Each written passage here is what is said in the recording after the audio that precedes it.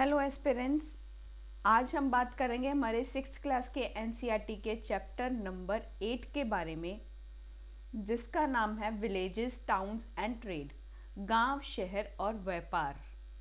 तो आज हम बात करेंगे इसमें हमारे आयरन टूल्स मतलब लोहे के औजार के बारे में, जो वो लोग यूज़ कर रहे थे वहाँ पर, और एग्रीकल्चर, इन सब चीज़ों के साथ वो अपना एग्रीकल्चर जो था उसे स्टार्ट कर रहे थे।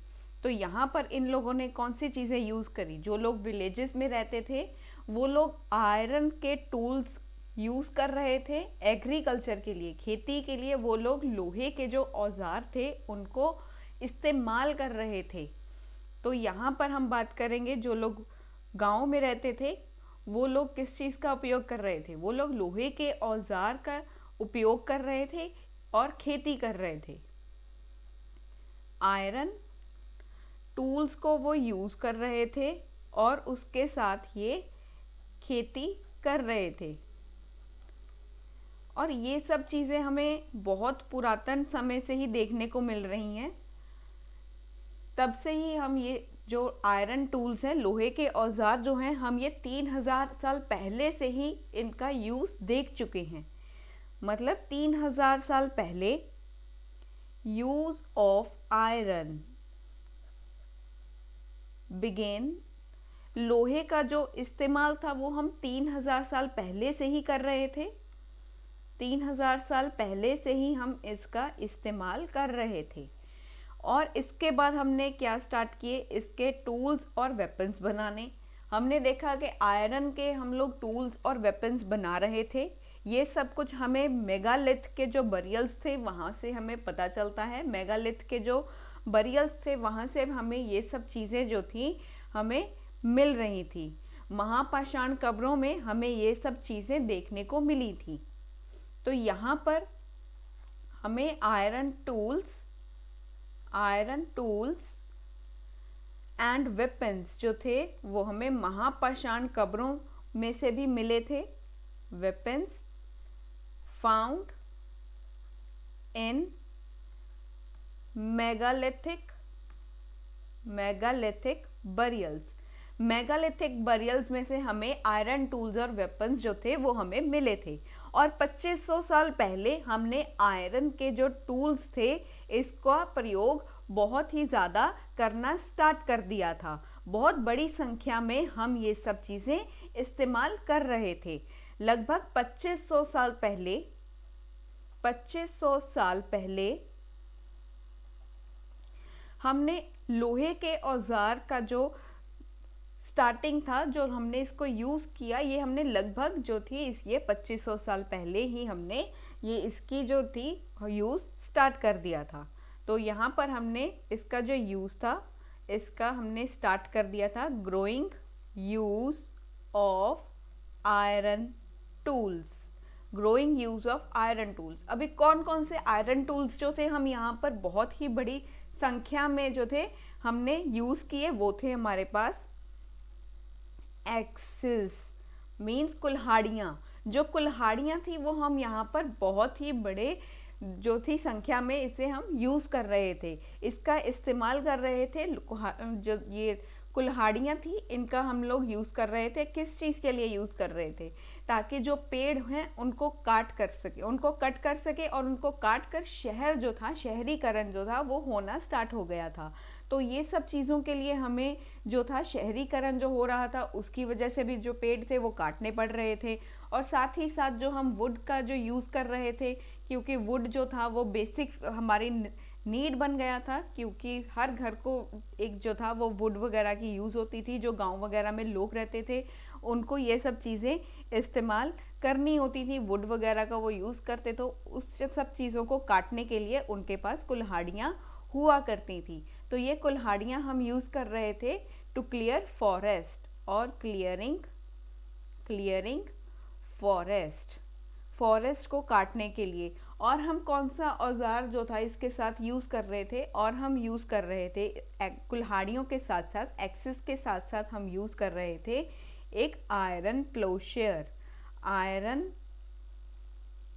प्लोशेयर जो हल होता था वो भी हम यहाँ पर यूज़ कर रहे थे, उसका भी इस्तेमाल हम कर रहे थे।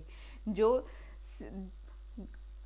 प्लो था उसको भी हम यूज़ कर रहे थे, जैसे हमने पिछले चैप्टर्स में भी पढ़ा था। जो आयरन प्लोशेयर हम यूज़ कर रहे थे, हल को हमने यहाँ पर देखा, जो लोहे के जो हल थे वो हमने यूज़ किए। क्यों? क्योंकि जो खेतों की जुताई की जाती थी वो इन्हीं सब से की जाती थी। उसको जो था, जो हमने फर्टाइल सॉइल जो थी वो हमने सॉइल की जो अदला बदली करनी होती थी, जैसे उसको हिलाना था सॉइल को ताकि जो प्रोडक्शन थी वो अच्छी हो सके, वो सब चीज़ों के लिए हमने आयरन प्लोशेयर का यूज़ किया, क्योंकि ये ज़्यादा बेस्ट था और इसे यूज़ करना भी आसान था। और इससे क्या हो रहा था, इससे हमारे पास जो एग्रीकल्चर प्रोडक्शन था वो इंक्रीज हो रहा था। Useful for increasing agriculture production. Agriculture के प्रोडक्शन को इंक्रीज करने में कौन हेल्प कर रहा था? आयरन प्लोशेयर जो थे वो हेल्प कर रहे थे। ये लोहे के बने हुए हल हुआ करते थे जो हमने हमारी खेती में शामिल किए थे। तो ये हमारे जो थे, इन सब चीज़ों को हम यूज़ कर रहे थे। तो इसके बाद हमने और क्या कहा यहाँ पर, और हमारे जो कृषि उत्पादन थे वो इस तरह से बढ़ने लगे और हमने यहाँ पर सिंचाई भी करनी शुरू कर दी थी। अब यहाँ पर अपने कृषि उत्पादन को बढ़ाने के लिए हमने एक कदम उठाया जिसका नाम था सिंचाई, इरिगेशन, इंक्रीज प्रोडक्शन। हमने एग्रीकल्चर प्रोडक्शन को इंक्रीज करने के लिए जो थी वो सिंचाई करनी शुरू कर दी। खेतों में जो पानी जाता था वो भी हमने यहाँ पर प्रोड्यूस करना स्टार्ट कर दिया था। Increase production through irrigation. अब हम यहाँ पर इरिगेशन के मेथड्स भी देखेंगे जो हमने यहाँ पर स्टार्ट किए थे। इरिगेशन, सिंचाई जो थी हमने यहाँ पर की, तो यहाँ पर कौन कौन से तरह के थी हमने यूज़ किए इरिगेशन के मेथड।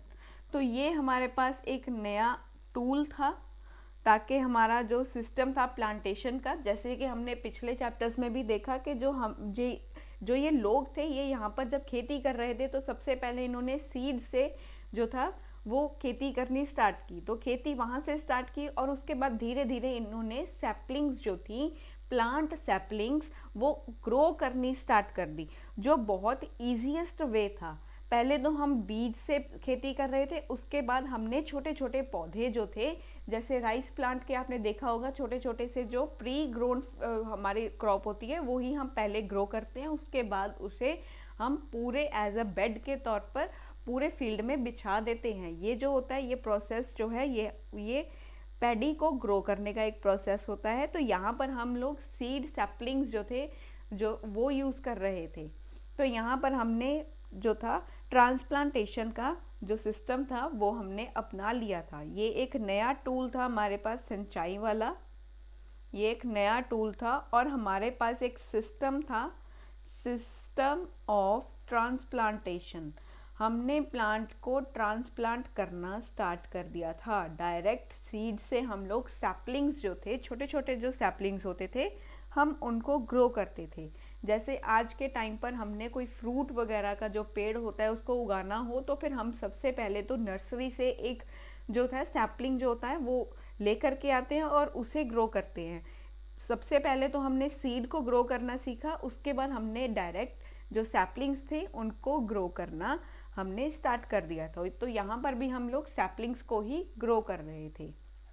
यहाँ पर ट्रांसप्लांटेशन हो रहा था। इससे क्या हुआ, इससे जो हमारी प्रोडक्शन थी वो भी इंक्रीज़ हुई। जो हमारी प्रोडक्शन थी यहाँ पर वो भी क्या हो रही थी, इंक्रीज़ हो रही थी। इंक्रीज्ड प्रोडक्शन, ये जो प्रोडक्शन थी ये इंक्रीज़ तो हो रही थी, किसकी वजह से? ये इरिगेशन की वजह से, सिंचाई की वजह से ये जो थी प्रोडक्शन इंक्रीज़ हो रही थी। तो अब यहाँ पर दूसरी चीज़ क्या थी हमारे पास, हमने इरिगेशन कैसे जो थी, हमने इनकी सिंचाई को उपयोगी कैसे साबित किया। तो ये जो हमारे उपयोगी तरीका था, सिंचाई का एक उपयोगी तरीका था, तो फिर हमने कौन कौन सी चीज़ें इसके लिए बनवाई थी। तो हमने यहाँ पर इरिगेशन जो थी बहुत ही उपयोगी थी। इरिगेशन वर्क बिल्ट इंक्लूडेड, हमने यहाँ पर इनके लिए इरिगेशन के कौन कौन से सिस्टम को यहाँ पर हमने समझा। यहाँ पर हमने जो थे नहरें बनवाई थी, नहरें बनी, कुएं खुदवाए, तालाब भी बनवाया, और यहाँ पर आर्टिफिशियल लेक्स का भी हमने यहाँ पर इन्हें बनाया गया था, ताकि आर्टिफिशियल लेक से भी क्या हो सके, सिंचाई अच्छे से हो सके। तो यहाँ पर हमने बनवाए थे कैनल्स, वेल्स, टैंक्स,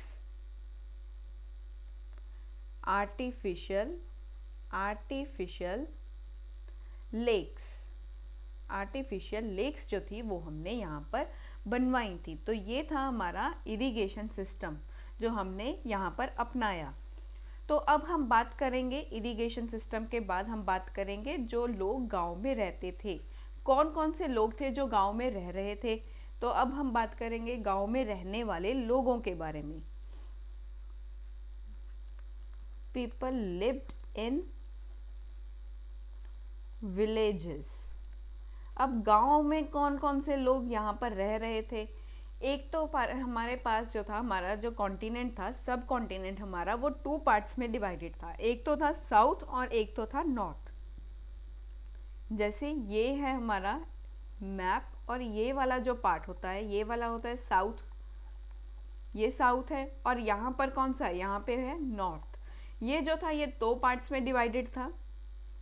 तो यहाँ पर क्या हो रहा था, बहुत लोग जो थे यहाँ पर गांव में रह रहे थे, लेकिन बेसिकली जो हमने देखा वो 3 जो थे डिफरेंट काइंड ऑफ पीपल जो थे वो यहाँ पर रह रहे थे। जो अधिकांश गांव में कम से कम 3 तरह के लोग रहते थे। यहाँ पर बहुत सारे जो थे वो 3 तरह के थे, बहुत सारे गांव में 3 तरह के लोग देखे गए थे। तो यहाँ पर हम बात करेंगे सबसे पहले हमारे साउथ के पार्ट में। सबसे पहले हम जाएंगे साउथ वाले जो पार्ट है, सदर्न पार्ट, यहाँ की बात करेंगे, साउथ पार्ट की बात करेंगे। तो तमिल रीजन में, इन तमिल रीजन, तमिल है ये हमारा साउथ का ही पार्ट होता है। तो तमिल रीजन में देखा हमने, यहाँ पर बहुत बड़े बड़े जो लार्ज लैंड ओनर्स थे, मतलब जो बहुत बड़े बड़े जो लैंड ओनर्स थे, जिनके पास बहुत ज़्यादा बड़ा एरिया हुआ करता था ज़मीन का, उन्हें क्या बोला जाता था, large land owners. Large land owners, large land owner को वेलार बोला जाता था, वेलार थे ये। और यहाँ पर और कौन थे, यहाँ पर एक ऑर्डिनरी प्लोमैन रहते थे, यहाँ पर एक रहते थे साधारण हल वाहक, साधारण हल वाहक, ऑर्डिनरी प्लोमैन, ऑर्डिनरी प्लोमैन। इन्हें कहते थे उणवार, उणवार कहते थे इन्हें,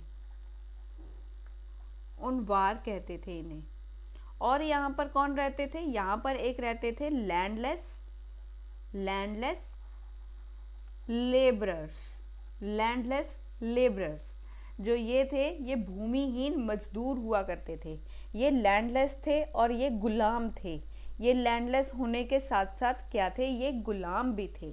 दे वर स्लेव्स टू, ये स्लेव्स भी थे, ये गुलाम भी थे, क्योंकि इनके पास ज़मीनें नहीं हुआ करती थी, ये गुलाम भी थे। और इन्हें कहते थे अदमई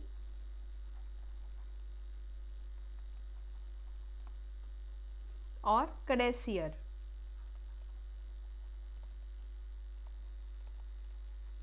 और इन्हें कहते थे कडेसियर, अदमई या कडेसियर इन्हें कहा जाता था। तो यहाँ पर 3 तरह के लोग रहते थे, जो थे बड़े, जो भूमि के मालिक थे, लार्ज लैंड ओनर जिन्हें वेलार कहा जाता था, ऑर्डिनरी प्लोमैन साधारण हल वाहकों को उणवार कहा जाता था, लैंडलेस लेबरर्स प्लस स्लेव्स जो क्या थे, भूमिहीन मजदूर थे, और ये स्लेव्स थे, गुलाम थे, दास थे। इन्हें कहा जाता था कडेसियर या अदमई, इन्हें कहा जाता था कडेसियर या अदमई कहलवाते थे ये। और ये तो थी हमारे साउथ रीजन के पार्ट के बारे में। यहाँ पर ये 3 लोग जो थे यहाँ पर पाए गए थे। और अब हम बात करेंगे हमारे नॉर्थ के पार्ट के बारे में। यहाँ पर नॉर्थ रीजन के बारे में बात करेंगे, नॉर्दर्न पार्ट। यहाँ पर कौन कौन से तरह के लोग थे, उन्हें क्या कहा जाता था, ये हमारे एग्जामिनेशन पॉइंट ऑफ व्यू से बहुत इंपॉर्टेंट होते हैं। कई बार जो है एग्जामिनर यहीं से ही क्वेश्चंस को पूछ सकता है। तो यहाँ पर जो थे विलेज हेडमैन, गांव के मुखिया जो थे, गांव के जो प्रधान थे, हम प्रधान भी कह सकते हैं, मुखिया भी कह सकते हैं, ये थे विलेज हेडमैन। इन्हें कहते थे ग्राम भोजा, ग्राम भोजक थे ये, ग्राम भोजक, ग्राम भोजक, ये ग्राम भोजक थे। और ये जो ग्राम भोजक होते हैं, इनकी जो पोस्ट थी, इनका जो पद था वो कई पीढ़ियों तक बना रहता था। इनका जो पद था वो कई पीढ़ियों तक बना रहता था, मतलब ये हायरार्की थी इनकी, ये हेरिडिटरी चलता था। सबसे पहले तो पिता बने, फिर उनका बेटा बनेगा, उसके बाद आगे उसका बेटा बनेगा, उसके बाद उसका बेटा बनेगा। ये जो पीढ़ी दर पीढ़ी जो चीज़ें चलती रही थी, इन्हें हेरिडिटरी कहा जाता है। ये पीढ़ियों तक बने रहते थे। अक्सर ये लोग जो थे अपने पद के ऊपर कई पीढ़ियों तक ऐसे ही बने रहते थे। ये जो पोस्ट होती थी, ग्राम भोजक की जो पोस्ट थी, ये क्या थी, दिस पोस्ट वॉज हेरिडिटरी। ये पीढ़ी दर पीढ़ी ऐसे ही बनी रहती थी। और जो लार्ज लैंड ओनर होते थे वो भी ग्राम भोजा ही होते थे। ये ग्राम भोजक जो होते थे ये बहुत लार्ज, बहुत बड़े लैंड ओनर थे। जो ग्राम भोजक थे ये लार्ज लैंड ओनर थे, लैंड ओनर थे। कौन, ग्राम भोजक।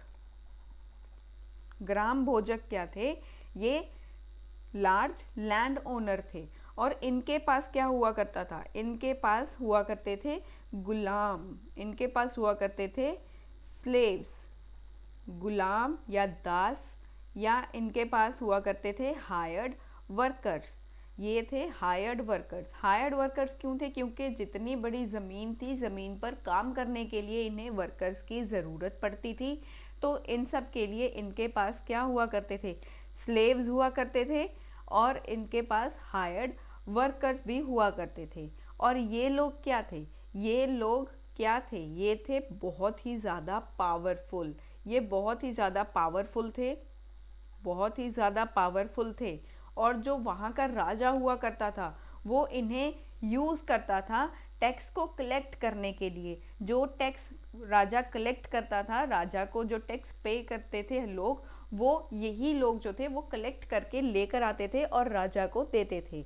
ये लोग जो थे वो कलेक्ट करते थे taxes. And king used them to collect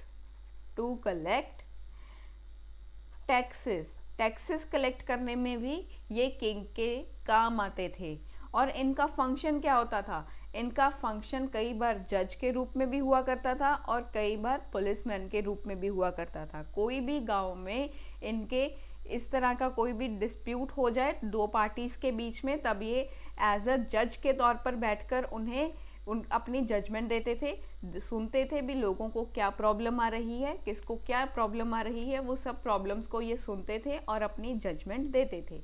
ये जो थे इनका फंक्शन हुआ करता था जज के तौर के ऊपर भी। जैसे आज हम देखते हैं जो हाई कोर्ट और सुप्रीम कोर्ट के जजेस बैठते हैं, वो अपना फैसला सुनाते हैं और दोनों जो पार्टीज होती है उनकी बात को सुना जाता है और प्रूफ्स के बेसिस के ऊपर जज अपनी जजमेंट देता है।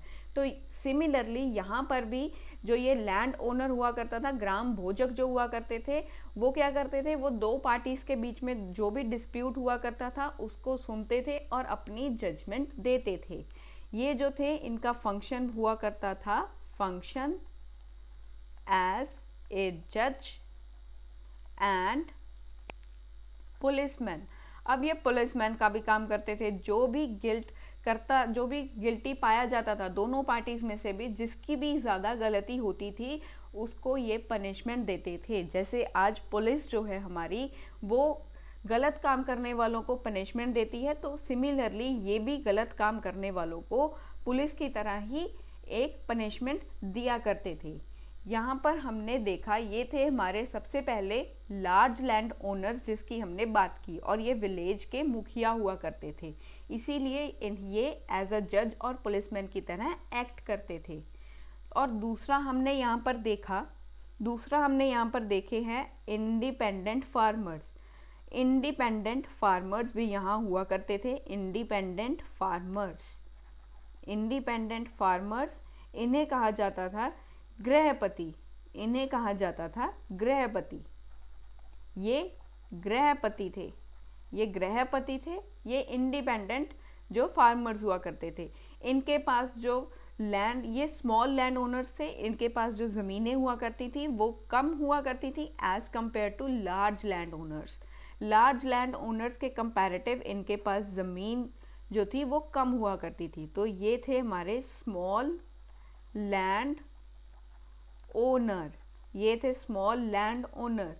And did not own the land. और तीसरे हमारे पास थे, ये तो थे स्मॉल लैंड ओनर, और तीसरे हमारे पास थे जिनके पास कोई भी फील्ड या कोई भी लैंड नहीं हुआ करती थी। Did not own land and work on field of other persons land. और यहाँ पर तीसरे नंबर पर हमारे पास आते हैं वो लोग जिनके पास खुद तो ज़मीनें नहीं हुआ करती थी, पर वो दूसरों के खेतों में, दूसरों के ज़मीन पर जाकर के काम किया करते थे। डिड नॉट ओन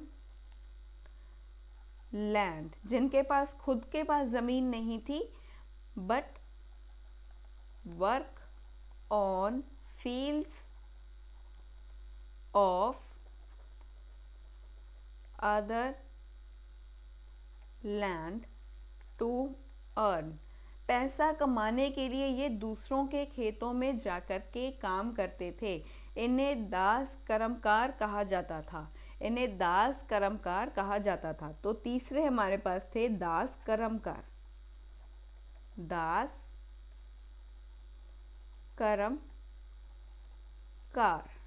दास कर्मकार ये हमारे पास तीसरी कैटेगरी थी। सबसे पहले हमारे पास थे जो ग्राम भोजक थे, दूसरे पास हमारे पास थे जो गृहपति थे, तीसरे थे दास कर्मकार। सॉरी। और यहाँ पर हमने देखा इन सब के साथ साथ जो थे हमारे पास जो थे क्राफ्ट्स पर्सन भी थे, जो यहाँ पर विलेजेस में रह रहे थे। यहाँ पर ब्लैक स्मिथ्स जो थे वो भी रह रहे थे, पॉटर जो थे वो भी थे, कारपेंटर भी रह रहे थे, और वीवर्स भी यहाँ पर रह रहे थे। बहुत सारे यहाँ पर जो विलेजेस थे वहाँ पर लोहार भी रहते थे, और जो बुनकर थे वो भी रहा करते थे, और पॉटर थे वो भी यहाँ पर रहा करते थे। तो यहाँ पर सिर्फ लैंड ओनर्स ही नहीं थे, यहाँ पर क्राफ्ट्स पर्सन भी रहा करते थे। मोस्ट विलेजेस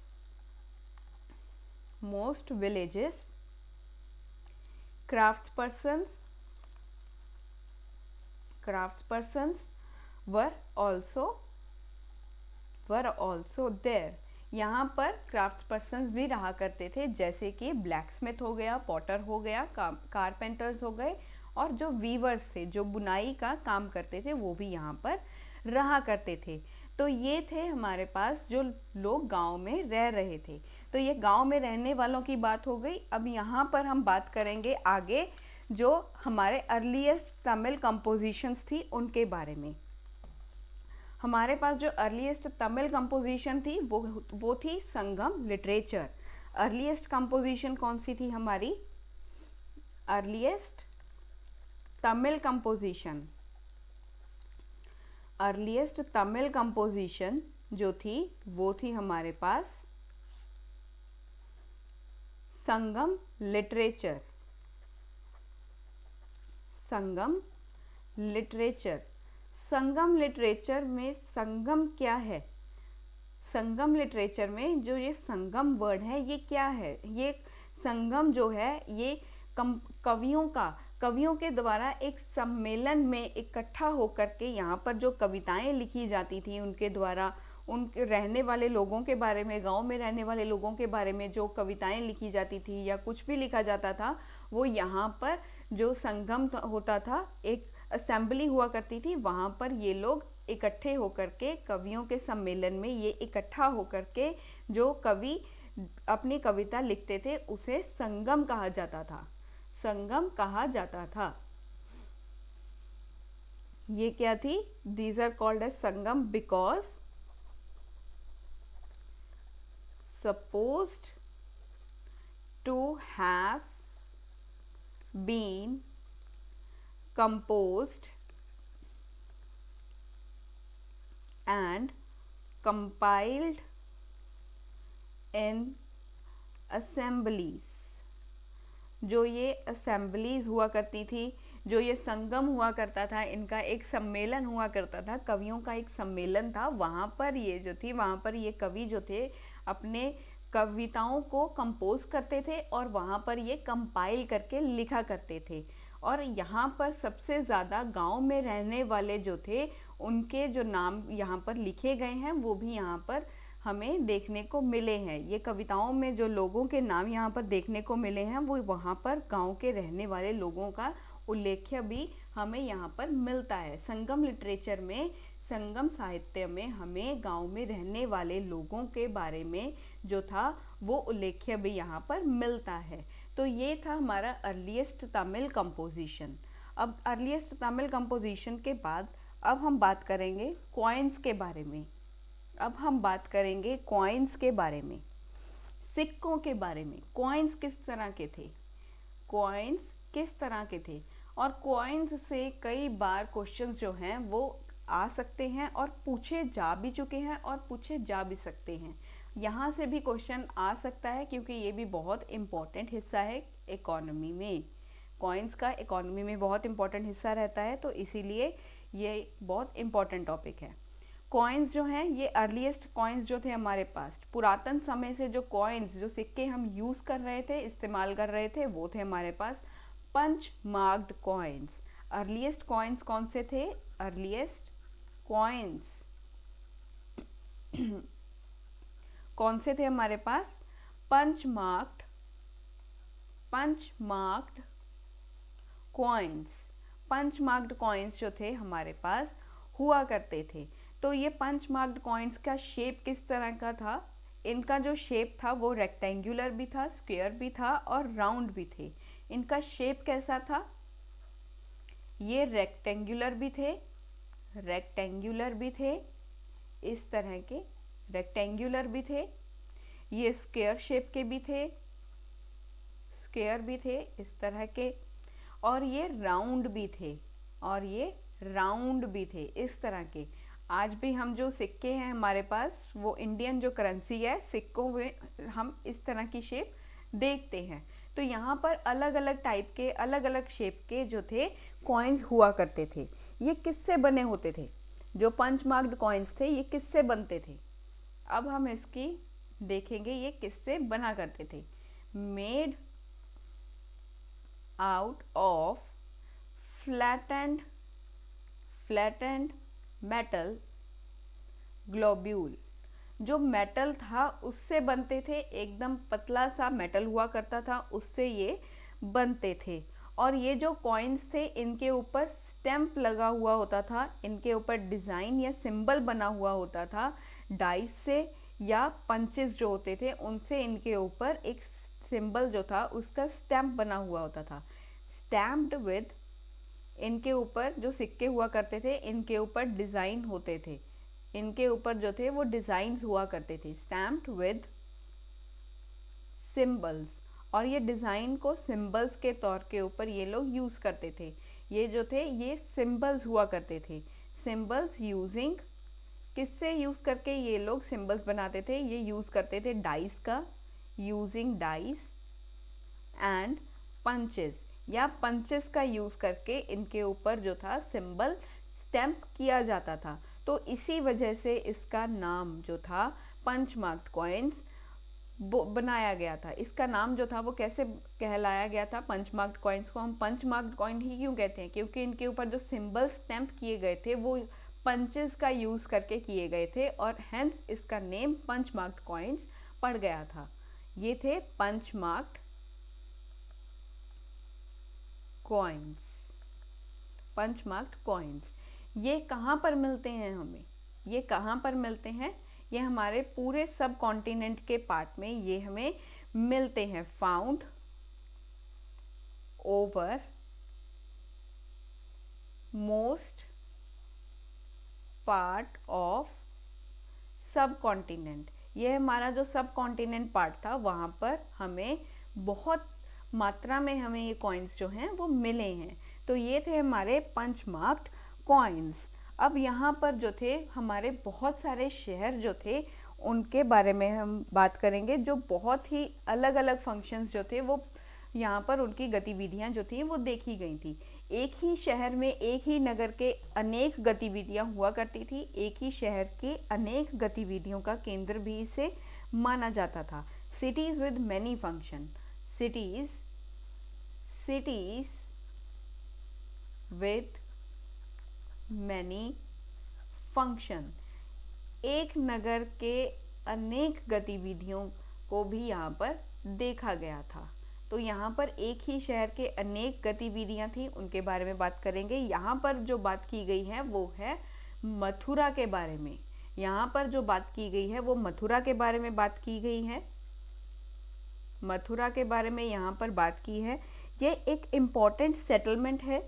मथुरा जो थी ये एक इम्पॉर्टेंट सेटलमेंट थी, इम्पॉर्टेंट सेटलमेंट थी क्योंकि जो मथुरा का जो एरिया था, मथुरा एक बहुत ही महत्वपूर्ण नगर क्यों था, क्योंकि यहाँ यातायात और व्यापार के दो मुख्य रास्ते यहाँ पर हुआ करते थे। यहाँ पर यातायात मतलब ट्रैवल और यहाँ पर ट्रेड के जो थे वो दो रूट्स जो थे यहाँ पर हुआ करते थे।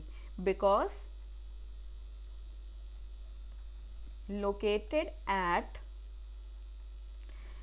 Cross roads of two major routes of travel and trade। यातायात और व्यापार के दो मुख्य रास्तों पर ये हुआ करता था। तो यहाँ पर सबसे पहला कौन सा था, यहाँ पर था एक तो नॉर्थ वेस्ट से ईस्ट तक का पार्ट, नॉर्थ वेस्ट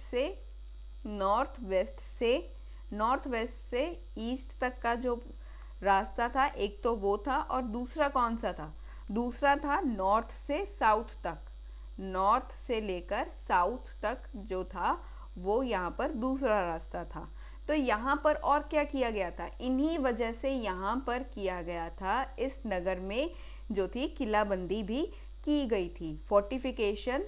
फोर्टिफिकेशन का मतलब होता है किलाबंदी, फोर्टिफिकेशन का मतलब है किलाबंदी जो थी वो नगर के चारों ओर की गई थी। यहाँ पर फोर्टिफिकेशन की गई थी, फोर्टिफिकेशन अराउंड द सिटी जो थी यहाँ पर की गई थी। मतलब जो पूरा नगर था उसको चारों दिशाओं से किलाबंदी यहाँ पर की गई थी। जो मथुरा था यहाँ पर एक केंद्र था जो स्कल्पचर्स प्रोड्यूस होती थी, उनके लिए ये एक मूर्तियाँ जो थी उनको बनाने का ये एक बहुत ही बढ़िया केंद्र था, बहुत ही इम्पोर्टेंट केंद्र था। ये बेहतरीन मूर्तियाँ बनाने का एक केंद्र था। Centre where fine sculpture produced, यहाँ पर जो था बहुत ही बेहतरीन मूर्तियाँ जो थीं वो बनाई जाती थी। मथुरा में बहुत ही बेहतरीन मूर्तियाँ बनाई जाती थी, और मथुरा जो था वो सेकंड कैपिटल था कुशानास का। जो कुशानास थे उनका ये सेकंड कैपिटल भी था। मथुरा जो था, मथुरा जो था ये कुशानास का सेकंड कैपिटल था, सेकंड कैपिटल, दूसरी राजधानी थी ये, कैपिटल ऑफ कुशानास। ये कुशानास की दूसरी जो थी कैपिटल हुआ करती थी, दूसरी राजधानी थी। ये एक धार्मिक केंद्र भी था। मथुरा जो था एक धार्मिक केंद्र भी था, रिलीजियस सेंटर। ये एक धार्मिक केंद्र भी था। यहाँ पर हमने बुद्धिस्ट जो मोनास्ट्रीज थी वो भी यहाँ पर देखी गई थी। बुद्धिस्ट मोनास्ट्रीज थी, बुद्ध विहार जो थे यहाँ पर देखे गए थे। बुद्धिस्ट मोनास्ट्रीज थी यहाँ पे। और हमने यहाँ पे क्या देखा था, जैन मंदिर, जैन श्राइन्स, मतलब जैन मंदिर जो थे वो भी यहाँ पर पाए गए थे। और सबसे इम्पोर्टेंट जो था, सबसे महत्वपूर्ण यहाँ पे जो चीज़ थी वो थी कृष्ण भक्ति। कृष्ण भक्ति का ये एक महत्वपूर्ण केंद्र था, इम्पोर्टेंट सेंटर था ये, important centre for worship of Krishna. Krishna की जो भक्ति थी, कृष्ण भक्ति का एक महत्वपूर्ण केंद्र था मथुरा। मथुरा जो था वो इम्पोर्टेंट सेंटर बन गया था कृष्ण भक्ति का। और यहाँ पर जो थी हमने और क्या देखी थी, यहाँ पर हमें इंस्क्रिप्शंस भी मिलती हैं, फाउंड इंस्क्रिप्शन। यहाँ पर हमें इंस्क्रिप्शंस भी मिलती हैं जिनके सरफेसेस पे हमने ये देखी थी, जैसे कि स्टोन के स्लैब्स थी, जो यहाँ पर मूर्तियाँ थी, स्टैच्यूज थे, उनके जो सरफेस के ऊपर ये इंस्क्रिप्शंस जो थी वो लिखी गई थी। यहाँ पर इंस्क्रिप्शंस लिखी गई थी जो स्टोन के स्लैब्स हुआ करती थी या स्टैचूज हुआ करते थे, पत्थर की जो मूर्तियाँ थी उनके ऊपर भी कुछ इंस्क्रिप्शंस लिखी हुई मिली हैं। Inscriptions on surfaces as stone slabs and statues। जो स्टैच्यूज थे उनके ऊपर भी ये इंस्क्रिप्शंस लिखी जाती थी। तो ये था मथुरा, जो उसके पास अनेक गतिविधियों का ये जो केंद्र बना था। तो अब हम बात करेंगे यहाँ पर क्राफ्ट्स एंड क्राफ्ट्स पर्सन की, शिल्प और शिल्पकार के बारे में, क्राफ्ट्स एंड क्राफ्ट्स पर्सन्स के बारे में। Crafts and crafts persons, crafts and crafts persons, ये जो थे इनके पास हमने देखा क्राफ्ट्स पर्सन में सबसे पहले यहाँ पर हम बात करेंगे पोटर्स के बारे में, जो यहाँ पर पोट्री कर रहे थे, जो मिट्टी के जो घड़े थे, मिट्टी के बर्तन जो थे वो बनाते थे। यहाँ पर जो थे ये लोग क्या बनाते थे, मिट्टी के बर्तन बनाया करते थे। यहाँ पे इंक्लूड फाइन पोट्री, जो थी northern black polished ware, northern black polished ware, ये जो थे एक इनकी पोट्री का नाम था। नॉर्दर्न ब्लैक पॉलिश्ड वेयर इनकी पोट्री का नाम था। ये पोट्री हमें नॉर्दर्न ब्लैक पॉलिश ही क्यों कहा जाता है इसे, क्योंकि ये नॉर्थ पार्ट में पाई जाती थी। ये कहाँ पर मिली थी, फाउंड इन नॉर्दर्न पार्ट, ये नॉर्दर्न पार्ट में जो थी ये हमें मिली थी, तो इसीलिए इसका नाम जो था वो नॉर्दर्न ब्लैक पॉलिश्ड वेयर पड़ गया था। ये जो थी नॉर्दर्न ब्लैक पॉलिश्ड वेयर जो थे, ये वाले ये प्रोडक्ट्स जो बना रहे थे, तो ये किस तरह बनते थे, ये जो प्रोडक्ट्स थे ये बनते किस तरह थे, ये बहुत ही हार्ड व्हील जो था उसके ऊपर बनाए जाते थे, बहुत ही हार्ड व्हील हुआ करता था, उसके ऊपर बनाए जाते थे। मेटालिक लुक के लिए इसके जो था, इसके सरफेस के ऊपर एक शाइनी ब्लैक कलर का जो पेंट था वो किया जाता था। जैसे हमने देखा है कि जो हमारे पास हमने आज के पोटरी देखी होगी उसके ऊपर इनेमल पेंट किया जाता है। जो पोट होते हैं, जो आज हम पोटरी देखते हैं, उसके ऊपर वास वगैरह देखा होगा, वो बहुत शाइनी बन जाते हैं। वो तो कई बार जो होता है वो मशीन जो होता है, वर्क होता है, उसके ऊपर किए जाते हैं। लेकिन बहुत सारे जो थे वो इस तरह के थे जिनके पास क्या किया जाता था, जिनके साथ जो था पॉलिश किया जाता था। ये जो पॉलिश किया जाता था, ये सारा पॉलिश करके उसे एक शाइनी सरफेस जो था वो बना दिया जाता था। यहाँ पर नॉर्दर्न ब्लैक पॉलिश्ड वेयर जो था ये हार्ड व्हील के ऊपर बनाया जाता था। हार्ड व्हील के ऊपर जो था इसे बनाया जाता था और मेटालिक लुक के लिए, शाइनी और मेटालिक लुक के लिए यहाँ पे इसे ब्लैक जो शाइनी पॉलिश हुआ करती थी उससे यहाँ पर इसकी पेंट कर दिया जाता था। Ware with a shiny black surface, shiny black surface से इसे पेंट कर दिया जाता था। जो अब ये बनाया कैसे करते थे, जो ये पॉटर हुआ करते थे, ये जो मिट्टी के बर्तन थे, जो पॉटर था वो ये मिट्टी के बर्तनों को, Potter expose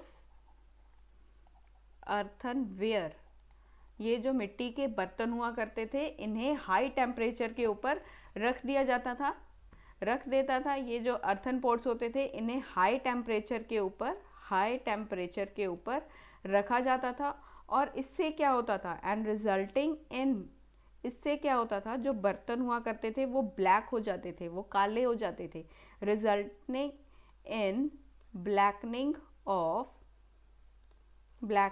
of its outer surface. इससे क्या होता था, इसका जो आउटर सरफेस था वो ब्लैक कलर का हो जाता था और इसके ऊपर शाइन के लिए वो एक जो था वो शाइन के लिए वो मिरर वगैरह से इसके ऊपर जो ब्लैक स्लिप होता था उससे इसके कलर कर देते थे। वो इसके ऊपर जो थी वो लेप लगा दिया जाता था। काले रंग का एक लेप हुआ करता था, बहुत ही इसके पतले से लेप को लगा दिया जाता था ताकि ये जो कलर था ये शाइन करे, जो ब्लैक कलर था वो शाइन करे, इसीलिए उसके ऊपर एक पतली सी जो लेप हुआ करती थी उसको लगा दिया जाता था। तो यहाँ पर इसे शाइन करने के लिए रख दिया जाता था। और इनके साथ साथ, पोटर्स के साथ साथ यहाँ पर और भी लोग रहा करते थे। ये जो पोटर्स के साथ साथ यहाँ पर क्राफ्ट्स पर्सन भी रहा करते थे, यहाँ पर क्राफ्ट्स पर्सन्स भी रहते थे, क्राफ्ट्स पर्सन्स भी थे और ट्रेडर्स भी थे। और यहाँ पे ट्रेडर्स या मर्चेंट्स भी रहा करते थे। ये जो मर्चेंट्स थे ये भी रहा करते थे और इनका जो संगठन था उसे श्रेणी कहते हैं। इनका जो संघ था उन्हें श्रेणी कहते हैं, फॉर्म्ड एसोसिएशन।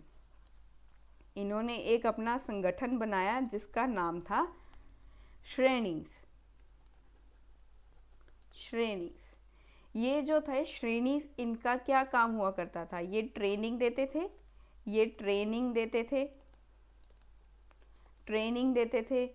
ये जो कच्चा माल आता था, जो कच्चा माल था उसको उपलब्ध करवाना इनका काम हुआ करता था। जो कच्चा माल था उसको उपलब्ध करवाना इनका काम था। और जो तैयार माल होता था, जो रेडी मटेरियल हुआ करता था इनके पास, जो पहले से ही फिनिश्ड प्रोडक्ट है उसे डिस्ट्रीब्यूट करवाना इनका काम हुआ करता था।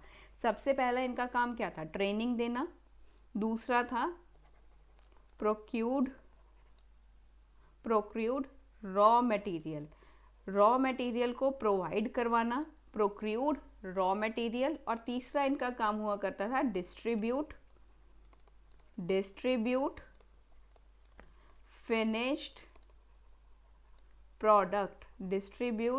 फिनिश्ड प्रोडक्ट, ये इनका काम था। और यहाँ पर जो थे व्यापारियों की जो श्रेणी थी, मर्चेंट्स की जो श्रेणी थी, मर्चेंट्स श्रेणीज जो थे ये क्या करते थे, ये जो व्यापार का संचालन ये लोग करते थे। व्यापार का संचालन कौन करते थे, मर्चेंट श्रेणीज ऑर्गेनाइज ट्रेड। व्यापारियों की श्रेणी व्यापार का संचालन करती थी। व्यापार की जो ये श्रेणी थी, व्यापारियों की ये श्रेणी थी, ये व्यापार का संचालन करती थी। और ये लोग जो थे ये किस तरीके से एक्ट करते थे, and they served as and they served as banks, ये बैंक की तरह भी सर्व करते थे, क्योंकि यहाँ पर बहुत सारे जो लोग थे वो यहाँ पर आकर के मनी जो थी, पैसे जो थे वो डिपॉजिट करते थे, वो अपने पैसे यहाँ पर जमा करवा देते थे, मनी यहाँ पर डिपॉजिट करवाते थे, यहाँ पर ये लोग जमा करवाते थे, ये लोग यहाँ पर जमा करवाने के लिए रख देते थे पैसे, और ये जो थे एज अ बैंक के तौर के ऊपर भी काम करते थे। तो ये थे हमारे क्राफ्ट्स पर्सन्स और क्राफ्ट्स। ये जो सारी चीज़ें थी, ये इतना जो हमने देखा, जो क्राफ्ट्स और क्राफ्ट्स पर्सन्स के बारे में हमने बात की, ये हमारे जो फेमस सेंटर्स थे ये कौन से थे, फेमस यहाँ पर सेंटर्स कौन से थे, ये लोग कहाँ कहाँ पर फेमस थे। ये नॉर्थ में कहाँ फेमस थे, नॉर्थ में वाराणसी की साइड ये लोग फेमस थे, और साउथ में कहाँ थे, साउथ में मदुराई के एरिया में बहुत ज़्यादा फेमस थे, मदुराई साउथ में। और यहाँ पर दोनों जगहों पर मेन और विमेन जो थे वो दोनों काम किया करते थे, यहाँ पर दोनों ही काम करते थे, पुरुष और स्त्रियां जो हुआ करती थी वो दोनों ही यहाँ पर काम करती थी। तो ये जो फेमस कहाँ पर थे, फेमस सेंटर्स कहाँ थे इनके, पहला वाराणसी, नॉर्थ साइड में वाराणसी, साउथ साइड में मदुराई। तो ये थे क्राफ्ट्स पर्सन और इनके बारे में हमने अब बात की। नेक्स्ट हम बात करेंगे हमारे पास जो है अरिकामेडु के बारे में, अरिकामेडु के बारे में बात करेंगे। तो ये जो है एक सेंटर है, ये एक जो था बहुत ही फाइन एग्जाम्पल है हमारे पास अरिकामेडु के बारे में, इसके बारे में बात करेंगे अरिकामेडु के बारे में।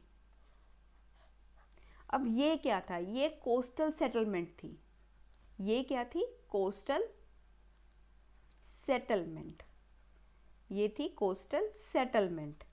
यहाँ पर जो थे शिप्स मतलब जहाज़ों को जो था वो अनलोड किया जाता था, यहाँ पर जहाज़ों से सामान उतारे जाते थे, यहाँ पर जहाज़ों से जो सामान थे वो उतारे जाते थे। Ships unloaded goods from distant places. यहाँ पर हमें और क्या मिला, यहाँ पर हमें वेयरहाउस मिले, वेयरहाउस मिले जो बहुत ही जो थे यहाँ पर मैसिव ब्रिक्स से, बड़े बड़े ब्रिक्स जो होते थे उनसे यहाँ पर ये बनाए जाते थे। ये किन से बनते थे, वेयरहाउसेस मैसिव ब्रिक स्ट्रक्चर थे, मैसिव ब्रिक्स से ये स्ट्रक्चर्स बनाए जाते थे। और यहाँ पर हमें क्या मिला, यहाँ पर एक हमें मिला पोट्री मिली है हमें, यहाँ से पोट्री फ्रॉम मेडिटेरेनियन रीजन से हमें पोट्री मिली है जिसे एम्फोरा कहा जाता है, एम्फोरा, इसे एम्फोरा कहा जाता है।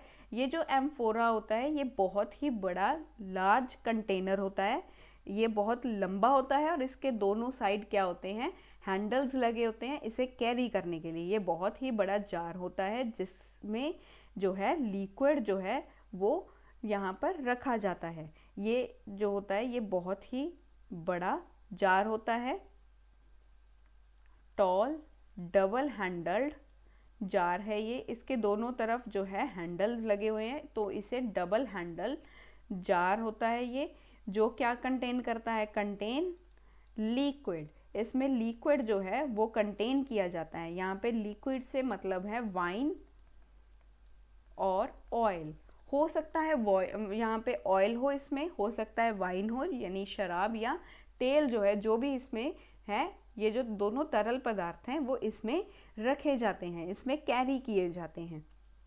और हमें यहाँ पर क्या मिला, और हमें यहाँ पर मिला है stamped red glazed pottery, stamped red glaze pottery, मोहर लगे लाल चमकदार बर्तन भी हमें यहाँ से मिले हैं। जिन्हें क्या कहा जाता था? जिन्हें एरनटाइन कहा जाता था, जिन्हें एरनटाइन कहा जाता है। एरनटाइन, एरनटाइन वेयर। इसका नाम एरनटाइन क्यों पड़ा? क्योंकि जो एक इटली में एक शहर है, इटली में एक शहर है जिसका नाम है एरनटाइन, बस उस शहर के नाम से इसका नाम एरनटाइन पड़ गया था। इटली में जो शहर था, इन्हें इटली के एक शहर के नाम पर, एरनटाइन के नाम पर इन्हें जाना जाता है। एरनटाइन का मतलब है ये जो इटली का एक शहर है उसका नाम था एरनटाइन, बस उसी के नाम से इसे जाना जाता है। Named city in Italy, Italy में एक शहर है एरनटाइन, तो उसके नाम से ही इन्हें जाना जाता है। तो ये कैसे बनते हैं? ये बनते हैं, एक स्टैम्प होता है, एक माउल्ड होती है हमारे पास। जो माउल्ड होता है एक सांचे में, मोहर लगे हुए सांचे में जो गीली मिट्टी होती थी उसे दबा करके डाला जाता था और उससे ही ये जो वेयर से ये जो बर्तन थे वो बनते थे। Made pressing wait clay into stamped mould, मोहर लगे हुए सांचे। जैसे आज हम देखते हैं भी रंगोली बनाने के लिए बहुत सारे हमारे पास स्टेंसिल्स आते हैं, डिफरेंट डिफरेंट तरह के स्टेंसिल्स आपने देखे होंगे रंगोली बनाने के लिए मार्केट में अवेलेबल होते हैं। तो उसी तरह से ये भी एक स्टेंसिल का ही काम करता था। उसमें क्या करते थे, जो ये गीली मिट्टी हुआ करती थी उसे इसमें भर दिया जाता था और उससे ज़ोर से प्रेस कर दिया जाता था। उसे प्रेस करके ये जो बर्तन थे ये बनाए जाते थे। और यहाँ पर हमें क्या मिला? यहाँ पर अलग तरह की पोट्री भी हमें मिली, अनदर काइंड ऑफ पोट्री भी हमें मिली, अनदर काइंड ऑफ पोट्री भी यहाँ पे हमें मिली है। ये जो थी हमारे पास ये लोकली बनाई जाती थी, ये जो थी ये बनाई तो लोकली जाती थी, पर इसके जो डिज़ाइन हुआ करते थे वो रोमन डिज़ाइन हुआ करते थे। यहाँ पर जो हमने डिज़ाइन यूज़ किए वो हमने रोमन डिज़ाइन का हमने यहाँ पे यूज़ किया, रोमन डिज़ाइन को हमने यहाँ पे यूज़ किया। जैसे कि हमने यहाँ पर बहुत सारी चीज़ें जो थी वो देखी, जैसे कि रोमन लैम्प्स, रोमन लैम्प्स जो हमने यहाँ पे देखे, और यहाँ पर हमने ग्लास वेयर्स देखे, यहाँ से ग्लास वेयर्स भी मिले हैं और यहाँ से जेम्स भी मिले हैं। तो ये सब चीज़ों को हमने यहाँ पर अरिकामेडू में देखा था। यहाँ पर स्मॉल टैंक्स भी मिले हैं जिसमें डाई करने के लिए, कपड़े को डाई करने के लिए वो रखा जाता था। जैसे कि स्मॉल टैंक्स जो होते थे उसमें जो था कलर वगैरह डाल करके रखा जाता था ताकि जो कपड़े को कलर दे सकें, रंग जो था उनको दे सके। कपड़े को रंगने के लिए भी यहाँ पर इन्होंने डाइस वगैरह का इस्तेमाल किया। स्मॉल टैंक्स रखते थे ये लोग, स्मॉल टैंक्स भी हुआ करते थे इनके पास जो डाइंग वैट्स होते थे, डाइंग वैट्स होते थे। इनका यूज़ होता था यूज्ड टू डाई क्लोथ, यहाँ क्लोथ को डाई करने के लिए भी ये यूज़ किया जाता था। और यहाँ से हमें एक एविडेंस मिलता है, यहाँ पर जो मनके हुआ करते थे जिन्हें बीड्स कहते हैं, मनके भी बनते थे सेमी प्रीशियस स्टोन्स या ग्लास से, शीशे या सेमी प्रीशियस स्टोन से यहाँ पर मनके भी बनाए जाते थे। Evidence for making beads from semi precious stones and glass। Semi precious stones से यहाँ पर या ग्लास का यूज़ करके यहाँ पर मनके भी बनाए जाते थे। तो अब हम बात करेंगे ट्रेड और ट्रेडर्स के बारे में, ट्रेड और ट्रेडर्स के बारे में, व्यापार और व्यापारी, ट्रेड एंड ट्रेडर्स, व्यापार और व्यापारी, इनके बारे में बात करेंगे। जैसे कि हमने देखा जो नॉर्दर्न ब्लैक पॉलिश्ड वेयर थे, ये जो बर्तन थे इसमें ज़्यादातर हम बाउल्स का या प्लेट्स का हमने यहाँ पर यूज़ देखा। ये लोग जो थे ट्रेडर्स जो थे ये सब को लेकर के जाते थे अपने साथ ताकि इन सब चीज़ों को बेच सकें। नॉर्दर्न ब्लैक पॉलिश्ड वेयर जैसे कि bowls and plates, bowls and plates, ये जो हमें मिले हैं found and traders as traders may carried them, ये जो थे हो सकता है इन्हें कैरी करके ले करके जाते हों ताकि इनको बेच सकें। Carried them from place to place, place to place, ताकि इन्हें बेच सकें। और साउथ इंडिया में और क्या था, साउथ इंडिया में हमें एक बहुत इंटरेस्टिंग जो थी वो चीज़ें यहाँ पे मिली, जैसे कि यहाँ पर हमने देखा गोल्ड, यहाँ से मिला गोल्ड, गोल्ड का व्यापार देखा, स्पाइसेस का देखा, मसालों का, स्पाइसेस, यहाँ पर पेपर, काली मिर्च, आज भी हम देखते हैं भी जो पेपर है वो हमारे किचन में भी पड़ी होती है, आपने देखा होगा, आपके मॉम के किचन में आपने देखा होगा, वहाँ पर ब्लैक पेपर जो है, काली मिर्च जो है वो भी पड़ी होती है।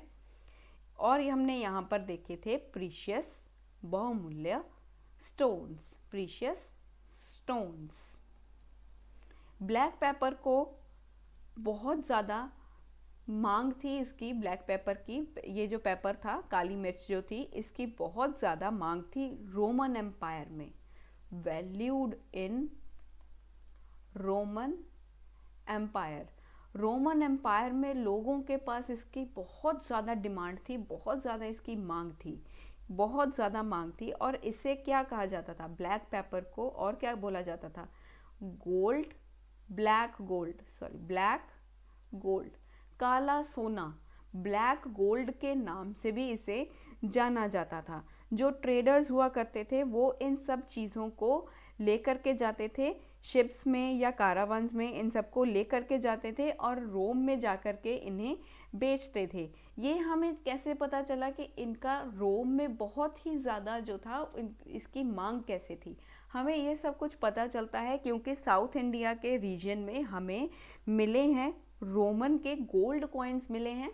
ये जो रोमन के गोल्ड कॉइन से हमें पता चलता है कि वहाँ के जो व्यापारी थे वो ये सब चीज़ों को ले करके जाते थे रोम में ताकि इन सब चीज़ों को वो बेच सकें, इन सब चीज़ों को बेच सकें, इसीलिए वो इन सब को ले करके जाते थे समुद्री जहाज़ों से या सड़कों के रास्ते से। ये रोम पहुंचते थे और वहां पर जाकर के इन सब चीज़ों का व्यापार करते थे।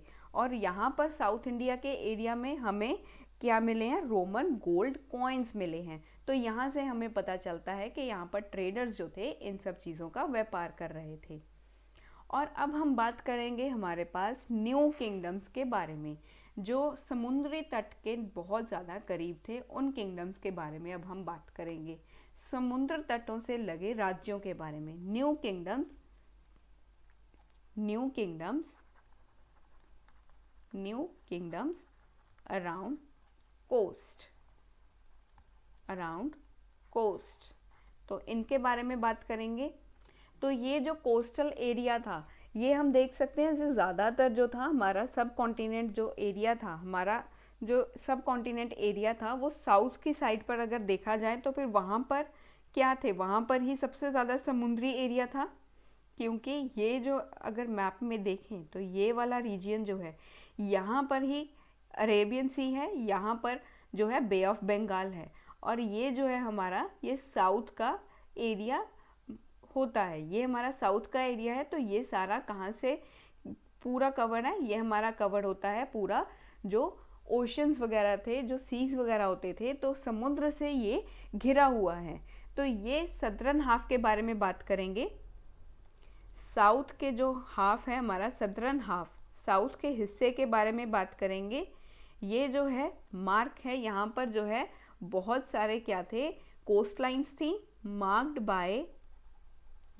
बाय कोस्ट लाइन, यहाँ पर हिल्स भी थे एंड प्लेट्यूज भी थे, प्लेट्यूज भी थे। यहाँ पर रिवर वैलीज भी थी, यहाँ पर रिवर वैलीज भी थी। तो जो रिवर वैली थी हमारी, रिवर वैली जो थी वो कावेरी की जो एरिया था वो बहुत ही ज़्यादा फर्टाइल था, जो कि कावेरी का जो एरिया था वो सबसे उपजाऊ यहाँ पर था। कावेरी जो थी, कावेरी का जो एरिया था ये मोस्ट फर्टाइल था, ये मोस्ट क्या था, फर्टाइल था। तो यहाँ पर क्या थे, यहाँ पर चीफ्स थे और किंग्स थे। यहाँ पर जो चीफ्स थे और किंग्स थे वो क्या थे, वो चाहते थे कि उनका कंट्रोल हो सके, कंट्रोल रिवर वैली, ये रिवर वैली के ऊपर अपना कंट्रोल चलाना चाहते थे। और जो कोस्ट था वहाँ पर, जो समुद्री तट थे वहाँ पर ये अपना बहुत ही कंट्रोल चाहते थे, ये धीरे धीरे यहाँ पर अपना कंट्रोल पाना चाहते थे। ये यहाँ पर अपना कंट्रोल क्यों पाना चाहते थे, रिवर वैलीज और कोस्ट के एरिया पे ये अपना पूरा कब्जा क्यों चाहते थे, ये जो चीफ्स थे, राजा थे, ये यहाँ पर अपना जो था कब्जा क्यों चाहते थे, क्योंकि जो भी राजा यहाँ पर कब्जा करेगा वो सबसे ज़्यादा अमीर और सबसे ज़्यादा पावरफुल होगा। वो यहाँ पे जो राज करेगा वो रिच हो जाएगा और यहाँ पर वो सबसे ज़्यादा शक्तिशाली हो जाएगा, वो रिच होगा और पावरफुल होगा अगर वो कंट्रोल कर लेगा रिवर वैली या कोस्ट एरियाज़ को। अब वो रिवर वैली और कोस्ट एरिया को कंट्रोल करके कैसे अमीर और शक्तिशाली हो सकता है, क्योंकि यहाँ पर हमने देखा कि जो व्यापार था वो समुद्र के एरिया से ज़्यादा हो रहा था। जो हमारा व्यापार था, व्यापारी जो थे वो यहाँ से व्यापार करने दूसरी जगहों पर जाते थे। तो यहाँ से जो था इनके पास जो यहाँ पर कब्ज़ा करेगा वो इसीलिए यहाँ पे सबसे ज़्यादा अमीर और सबसे ज़्यादा पावरफुल हो जाएगा। तो ये सब चीज़ों के लिए ये कंट्रोल करना चाहते थे रिवर वैली और कोस्ट को। और हमने यहाँ पे हमारे संगम पॉइंट्स में देखा कि संगम पॉइंट्स में भी हमने ये सब चीज़ों को चर्चा हमें मिलती है। संगम पॉइंट्स जो थी यहाँ पर इनकी चर्चा मिलती है, जिन्हें जो था मूवेंदार भी कहा जाता है, जिन्हें क्या कहा जाता है, मूवेंदार।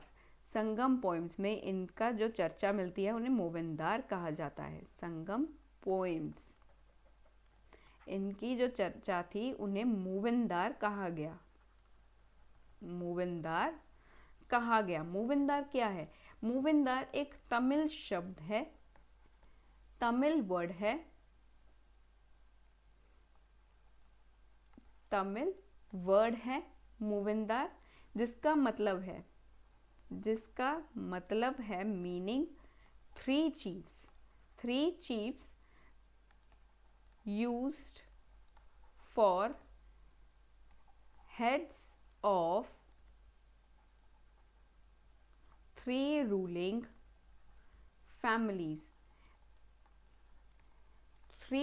फैमिलीज, मतलब कि यहाँ पर इनका अर्थ है मुखिया। इसका प्रयोग 3 शासक परिवारों के मुखियाओं के लिए किया गया है। इसका जो प्रयोग है यहाँ पर जो 3 जो परिवारक शासक थे, जो 3 परिवार यहाँ पर शासन कर रहे थे, जो इनका शासक यहाँ पर चल रहा था, इनका राज जो यहाँ पर चल रहा था, उनके मुखियाओं के लिए ये इसका जो था वो वर्ड का इस्तेमाल किया गया है, इसका प्रयोग किया गया है। मूवेंदार शब्द जो था वो 3 जो मुखियाओं के लिए इस्तेमाल किया गया, प्रयोग किया गया, जो कि 3 जो रूलिंग फैमिलीज थी, जो शासक परिवार थे, उनके मुखियाओं के लिए इसे इस्तेमाल किया गया था। और यहाँ पर कौन कौन से यहाँ पर परिवार थे, यहाँ पर हम बात कर रहे हैं द चोलास के बारे में, the Cholas, the Cheras and the Pandyas, और पांड्यास के बारे में। ये जो थे, ये 3 जो थे फैमिलीज थी जो राज कर रही थी, और इनके जो मुखिया थे उनको ही यहाँ पर मूवेंदार जो है वो कहा गया था। और यहाँ पर ये जो थे बहुत ही ज़्यादा ताकतवर थे, और साउथ में ये तीनों जो थे बहुत ही ज़्यादा पावरफुल थे, बिकेम पावरफुल। इन साउथ इंडिया। साउथ दक्षिण भारत में ये बहुत ही ज़्यादा शक्तिशाली थे। दक्षिण भारत में ये बहुत ही ज़्यादा क्या थे, शक्तिशाली थे। और यहाँ पर 3 जो मुखिया थे, इनके पास क्या थे, इनके पास दो सत्ता केंद्र थे। इन 3 मुखियाओं के पास अपने खुद के दो सत्ता केंद्र भी थे। ये जो 3 चीफ्स थे, इनके पास 2 सेंटर्स हुआ करते थे, 2 सेंटर्स ऑफ पावर। इनके पास 2 सेंटर्स ऑफ पावर थे, मतलब एक चीफ के पास 2 सेंटर थे, मतलब तीनों के पास मिलाकर के कितने हो गए, 6 हो गए, 6 हो गए यहाँ पे। और इनके पास जो 2 सेंटर्स थे, उनमें से एक था 1 इनलैंड, मतलब जो भूमि की तरफ था, और दूसरा था यहाँ पे जो समुद्री तट के पास था, ऑन कोस्ट। पहला था जो भूमि की तरफ था, मतलब लैंड की तरफ था, लैंड के जो रूट्स थे उनकी तरफ था। दूसरा जो था समुद्री तट के पास था, दूसरा समुद्री तट के पास था। और यहाँ पर इनके पास जो ये 6, जो इनके पास ये 6 क्या थे, ये 6 केंद्र थे, 6 सिटीज़। ये जो 6 केंद्र थे, इनमें से 2 बहुत ही ज़्यादा महत्वपूर्ण थे। इनके पास 6 केंद्रों में से जो 2 थे वो बहुत ही ज़्यादा क्या थे, महत्वपूर्ण थे। इनमें से 2 केंद्र बहुत ही महत्वपूर्ण थे। पहला कौन सा था, पहला था जो चोलास का जो पार्ट था, एक जो चोलास का जो पतन पुहार था, या उसे क्या कहा जाता था, कावेरी पट्टनम जो था उसे वो कहा जाता था। यहाँ पर जो था वो चोलास का एक जो पार्ट था, the port of the Cholas, जिसे पुहार कहा गया या कावेरी पट्टनम कहा गया। और दूसरा क्या था हमारे पास, दूसरा था जो पांड्यास का था। दूसरा जो था वो पांड्या की राजधानी थी। दूसरा जो था कैपिटल था, कैपिटल ऑफ पांड्यास। पांड्यास का जो कैपिटल था वो कौन सा था, पांड्यास का कैपिटल कौन सा था, मदुरई। मदुरई जो था वो पांड्यास की राजधानी थी। ये 2 जो जगह थी, ये बहुत ही ज़्यादा इम्पॉर्टेंट थी, ये बहुत ही ज़्यादा क्या थी, इम्पॉर्टेंट थी। और यहाँ पर जो चीफ्स थे, ये जो मुखिया थे, ये जो रेगुलर टैक्सेस हुआ करते थे वो कलेक्ट नहीं करते थे, बल्कि ये इसकी बजाय उपहारों की मांग करते थे। ये जो चीफ्स थे ये डिमांड करते थे, डिमांडेड एंड रिसीव्ड गिफ्ट्स। ये उपहारों की मांग करते थे। और ये लोग जो हुआ करते थे, ये अपने पास बहुत सारा पैसा रखते थे, ये बहुत ज़्यादा पैसा रखते थे अपने पास। और ये अपना जो पैसा हुआ करता था उसे डिस्ट्रीब्यूट करते थे, उसे बांट देते थे, डिस्ट्रीब्यूट कर देते थे। किस में, या तो ये अपने जो सपोर्टर्स हुआ करते थे उन्हें कर देते थे, या तो सपोर्टर्स को, या अपने रिश्तेदारों को, जो इनके रिश्तेदार हुआ करते थे उनको दे देते थे, या अपने जो सिपाही हुआ करते थे उनको दे देते थे, देयर फैमिलीज, अपने नाते रिश्तेदारों को देते थे, या ये देते थे सोल्जर्स को, सिपाहियों को देते थे। या ये जो थे, ये पोइट्स जो हुआ करते थे, जो कवि थे, उनको भी ये पैसे दिया करते थे, उनके बीच में भी ये पैसे जो थे ये बांट देते थे।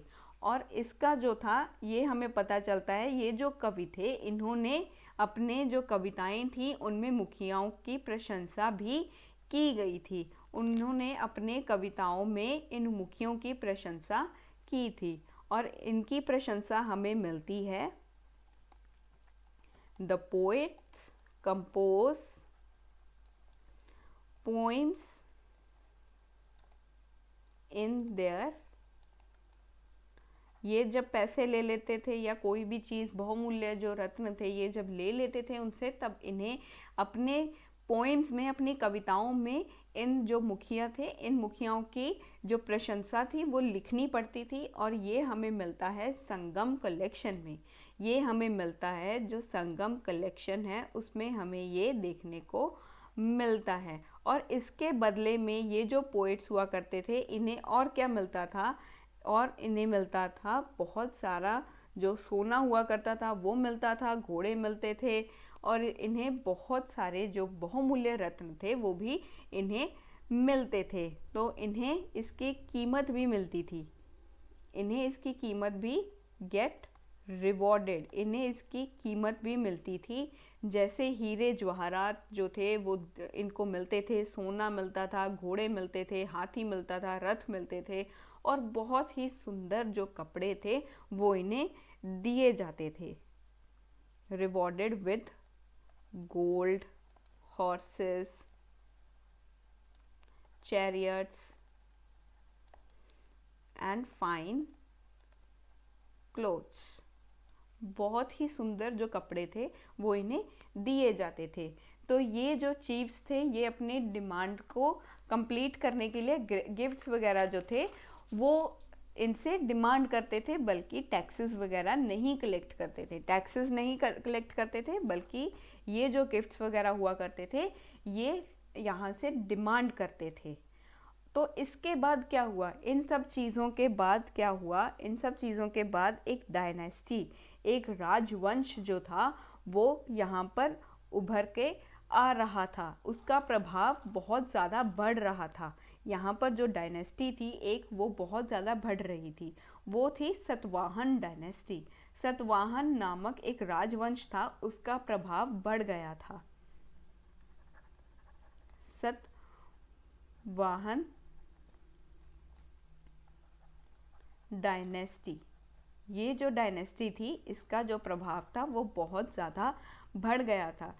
इसका जो प्रभाव था वो लगभग 200 वर्षों के बाद पश्चिम भारत में सतवाहन डायनेस्टी का प्रभाव जो था वो बहुत ज़्यादा बढ़ गया था। लगभग अराउंड 200 ईयर्स एगो, लगभग 200 साल पहले, कहाँ पे, साउथ इंडिया, साउथ इंडिया में, साउथ इंडिया में जो इसका प्रभाव था वो बहुत ही ज़्यादा बढ़ गया था। इसके जो रूलर थे, इनके जो प्रमुख राजा थे वो गौतमी पुत्र श्री सतकर्णी थे।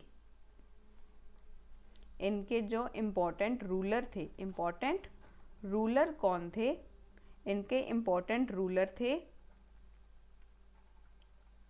गौतमी पुत्र, गौतमी पुत्र श्री सतकर्णी। श्री सतकर्णी जो थे ये इनके गौतमी, ये जो गौतमी पुत्र थे इनका नाम था श्री सतकर्णी। इनका हमें कैसे पता चलता है, इनकी जो माँ थी गौतमी बालश्री, इनकी जो माता थी गौतमी बालश्री, उनके द्वारा दान किए गए एक अभिलेख से पता चलता है। उनके द्वारा दान किया गया, जो इनकी माता थी गौतमी बालश्री, इन्होंने एक जो था इनके द्वारा एक दान किया गया, उसमें एक अभिलेख जो था, उसमें अभिलेख में इनके बारे में लिखा गया था। इंस्क्रिप्शन जो थी, inscription composed behalf of his mother